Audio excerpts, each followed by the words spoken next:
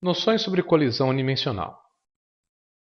Temos duas partículas A e B que se movem num plano horizontal sem atrito e colidem. Chamei de VAI e VBI as velocidades vetoriais das partículas antes da colisão e VAF e VBF as velocidades vetoriais das partículas após a colisão. Como é um sistema isolado mecanicamente, imediatamente antes, durante a colisão e imediatamente após a colisão, haverá a conservação da quantidade de movimento total do sistema.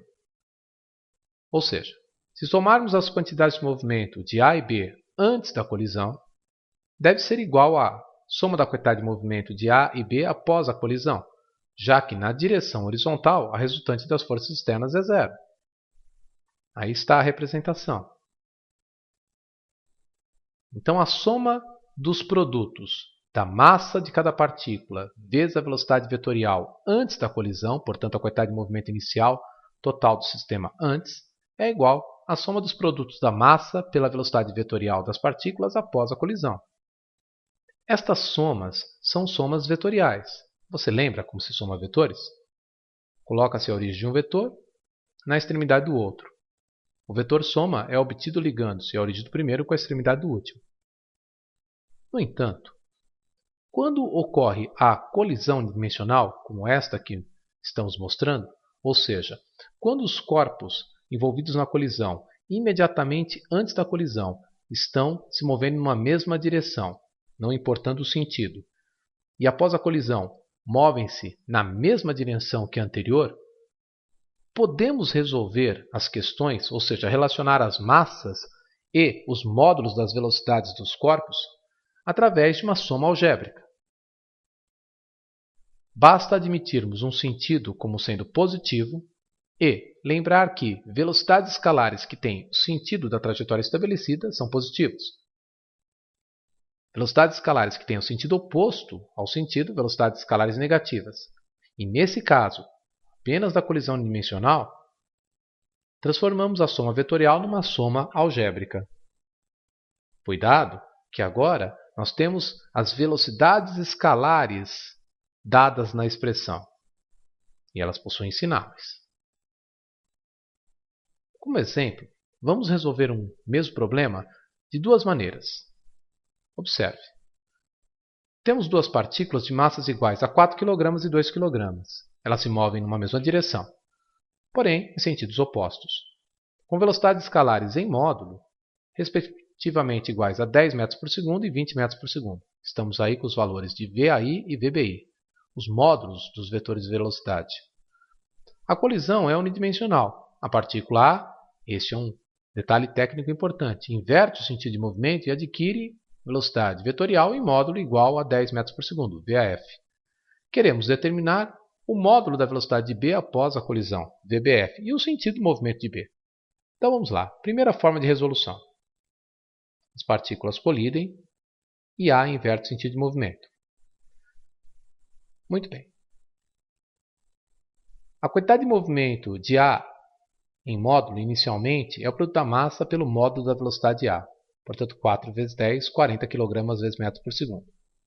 A quantidade de movimento de A tem a mesma direção e sentido do movimento de A antes do impacto. Aqui está representada por este vetor, um vetor horizontal que aponta para a direita. A quantidade de movimento de B antes do impacto é o produto da massa pela velocidade em módulo de B. Massa 2, velocidade 20. 2 vezes 20, também 40 kg por segundo. Vamos somar o vetor QBI ao vetor QAI. Somar vetores é colocar a origem de um vetor na extremidade do outro. Aí está. Observe que a dimensão de QAI e de QBI são iguais. Portanto, dois vetores somados que possuem a mesma direção em sentidos opostos equivalem a um vetor resultante igual a zero. Portanto, a quantidade de movimento inicial neste exercício é zero. Ora, vamos calcular a quantidade de movimento de B após a colisão. A quantidade de movimento de A após a colisão é a massa de A vezes o módulo da velocidade vetorial de A após a colisão. Portanto, 4 vezes 10. 40 novamente. Aí está a quantidade de movimento de A após a colisão. Ela tem direção horizontal e aponta para a esquerda. Lembre-se que A inverteu o sentido após a colisão. Então, a quantidade de movimento de B deve ser tal que, somada à quantidade de movimento de A, soma vetorial, dê também uma quantidade de movimento final igual a zero. A soma dos vetores QAF e QBF deve ser zero, pois se a quantidade de movimento inicial é zero, a quantidade de movimento final deve ser zero.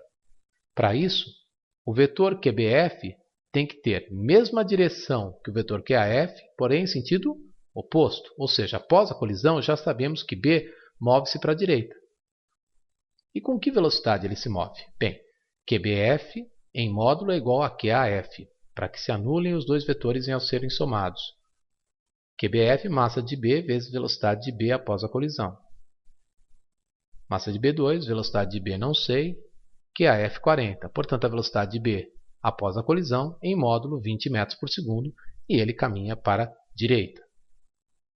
Agora, veja como a resolução é simplificada quando utilizamos o processo de soma algébrica. Segunda forma de resolução. Como a colisão é unidimensional, podemos admitir um sentido positivo para as velocidades escalares. Então, daqui para frente, as velocidades que possuem o sentido da esquerda para a direita serão positivas. Então, veja só. O produto, a soma dos produtos da massa pela velocidade escalar das partículas antes da colisão é igual à soma do produto das massas pelas velocidades escalares das partículas após a colisão. Vamos substituir valores. Observe. Observe que a velocidade inicial de B é de menos 20 metros por segundo, já que B move-se da direita para a esquerda no sentido oposto ao sentido estabelecido por nós. Após a colisão, A inverte o sentido. Observe que a velocidade escalar de A também é negativa. Queremos calcular a velocidade escalar de B após a colisão. Virou uma soma algébrica, não é mesmo? 4 vezes 10, 40. 2 vezes menos 20, menos 40. 40 menos 20, 0. 4 vezes menos 10, menos 40, mais 2 VBF. Então, 0 é igual a menos 40 mais 2 VBF. Então, 2 VBF igual a 40. VBF igual a 20 metros por segundo. A mesma resposta que obtivemos pelo processo anterior. Como a velocidade escalar é positiva, então o corpo B, após a colisão, se move no sentido positivo da trajetória, no caso para a direita.